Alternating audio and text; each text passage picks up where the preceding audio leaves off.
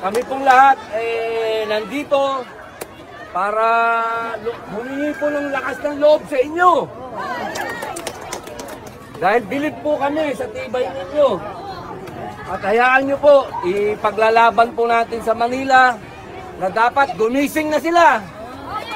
Na kailangan na alam nila kung ano yung nangyayari. Kasi, opo,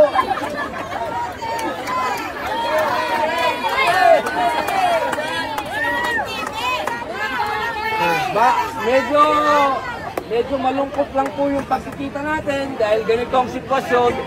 Pero masaya po ako na kita-kita tayo.